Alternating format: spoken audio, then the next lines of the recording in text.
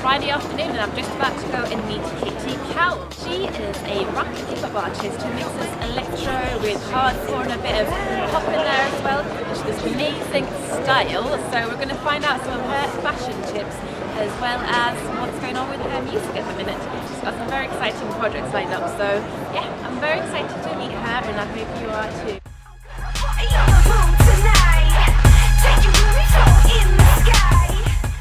Hi, I'm Kitty Cowell and I'm backstage with Bella. I'm a rapper, I suppose. I prefer to say songwriter, but in context I rap and I sing a little bit. I've been around for a while, but I've done different things like being a group, and now I'm a solo artist again, and that's what I do. Just used to write music, if that makes sense, kind of for fun, and then my friends kind of cottoned on to the fact that it was basically like rap music. They put me forward to do a hip hop battle, and I just thought I was going to watch, and then they called my name out, and I was the only girl there at the whole event, and I ended up winning it. So yeah, I started off as a freestyle MC. So yeah, I have credibility. But then I started a group called Whiny Kids. We worked with Basement Jacks, we toured with Lady Sovereign, we supported Example, like there were lots of, we did a lot of good stuff. And I did a course last year called the Artist Development course in the British Academy of New Music. They basically chose me from the course to kind of feature as the next new artist to kind of do something from the course, which is great because Ed Sheeran had done it before me. And Rita Ora did not the same course, but she went to the same college as me. So, it's cool to be put up against those people, I suppose. And then there was loads of pressure on me. I was having meetings constantly in London with the industry and stuff.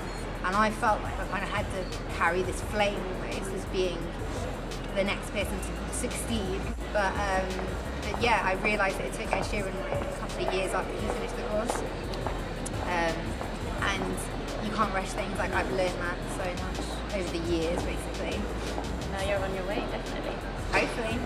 Yeah. No, I hate stuff like that, you have to be definite, so yeah, I definitely am. You were saying about when you first started out as a freestyle MC, and that you were the only girl.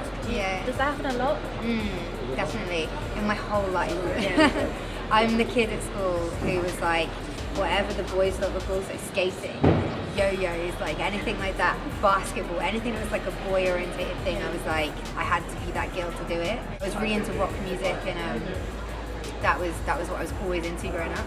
And when I was a kid, like I'm really dyslexic, so I was always encouraged to do other stuff, and I did poetry competitions and art competitions through the Dyslexia Institute, and I did really, really well in poetry, so I guess that's where the rap kind of comes from. I was always at hardcore shows all the time. Who are your favourite bands? My friends are gonna hate me saying stuff like this, but Trash Talk. I love Trash Talk. Yeah. And I'm trying to think who else. I mean, Every Time I Die, they're not super heavy. Yeah, you like Every Time I Die?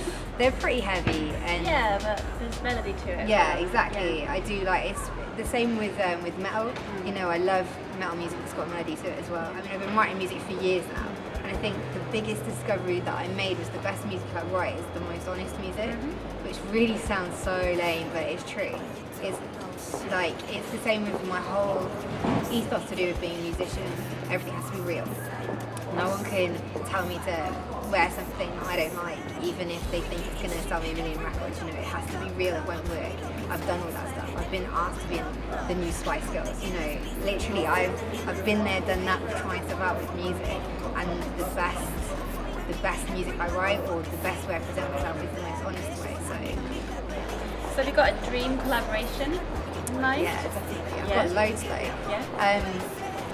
I don't want to give too much away about what I'm going to be doing, but tiny bit there. well, let's say that the music that I want to write now is definitely hip hop. If you listen to any new track that I've put out recently, it's definitely got an old school hip hop vibe to it. It might not necessarily be classic old school hip hop, but it has a big influence. But I listen to loads of rock music, and I go to see lots of rock bands.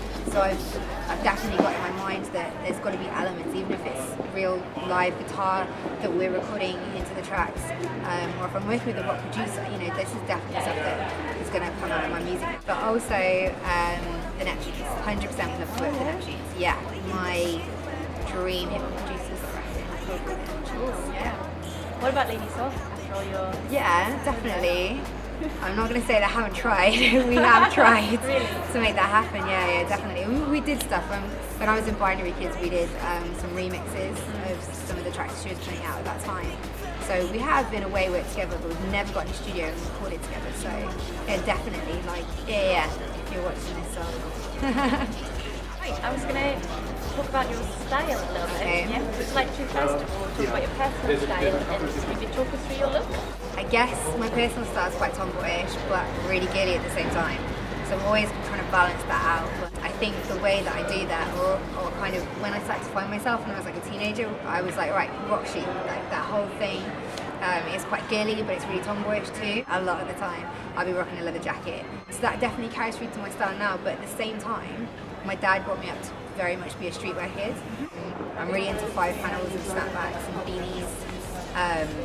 I wear a lot of streetwear brands, but a lot of smaller ones. Yeah. Like I love Stissy, but I'm endorsed by a lot of smaller brands, and I really like to represent up-and-coming brands. So I'm an up-and-coming musician. Actually, under here, I'm wearing a Dark Nature t-shirt. Oh, right. It's important to me to wear brands that have a good ethos behind them.